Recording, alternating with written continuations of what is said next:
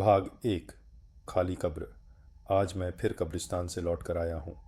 ठंडी हवा उस वीरान ज़मीन पर लगे सूखे पेड़ों को ऐसे झकझोर रही थी जैसे कोई अदृश्य हाथ उनकी गर्दन मरोड़ रहा हो। हर झोंके के साथ सूखी पत्तियाँ सरसराती थीं, मानो ज़मीन के नीचे दबी हुई आत्माएं फुसफुसा रही हों। मैं उसी पुरानी कब्र के सामने खड़ा था। पत्थर पर लिखा था, अनन्या शर्मा, 1990 2004।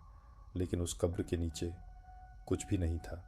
ना कोई शव, ना हड्डियाँ, सिर्फ खाली मिट्टी और मेरे दिल पर पड़ा वो बोझ जो आज भी वहीं दफन है।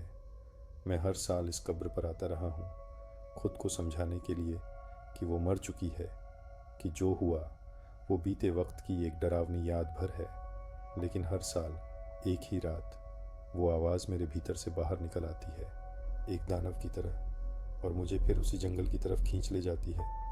2004 की उस रात को याद करते ही मेरी रूह कांप उठती है। इसीलिए आज मैंने फैसला किया है, मैं अब उसकी कब्र पर कभी नहीं आऊँगा। भाग दो। वो ट्रिप, हम 4 लोग थे। मैं, विक्रम मेरा सबसे अच्छा दोस्त, अर्जुन और हमारी गर्लफ्रेंड्स अनन्या और मीरा। कॉलेज ख़त्म होने के बाद आखिरी बार साथ घूमने का प्लान बना था। जगह चुनी गई, कनाडा और अलास्का की सीमा के पास का घना उत्तरी जंगल। वहाँ सूरज ढलते ही ऐसा अंधेरा उतरता है जैसे रात खुद ज़मीन पर आकर बैठ जाती हो। वो इलाका एक पुराने नेटिव ट्राइब रिजर्वेशन के पास था।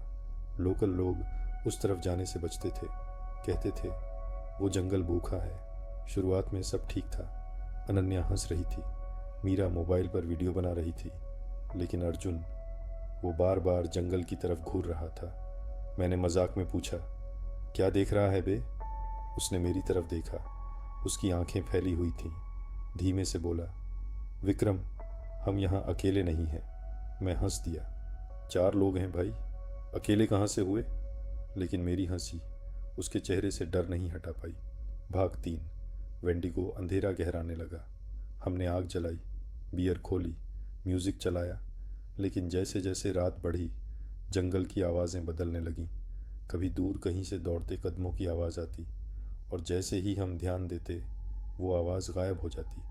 करीब 11 बजे अर्जुन ने मेरे कंधे पर हाथ रखा। उसकी आवाज़ कांप रही थी।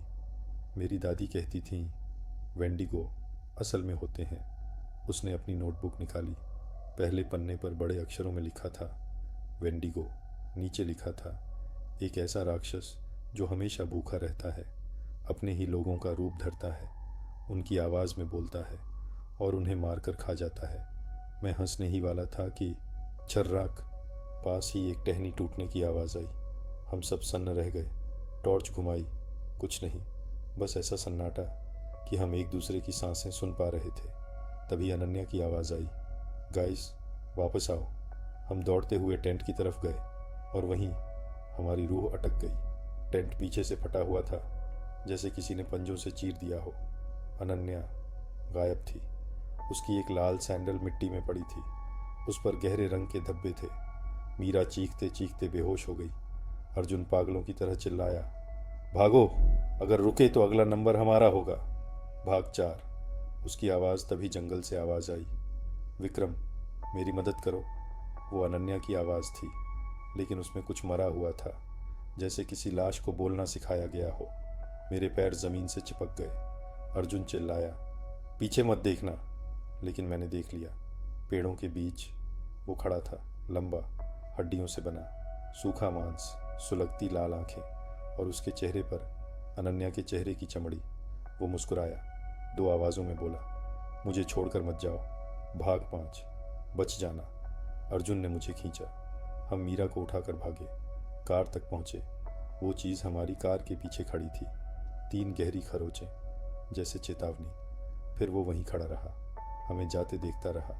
भाग 6। उसके बाद पुलिस ने यकीन नहीं किया, अनन्या कभी नहीं मिली। मीरा शराब में डूब कर मर गई।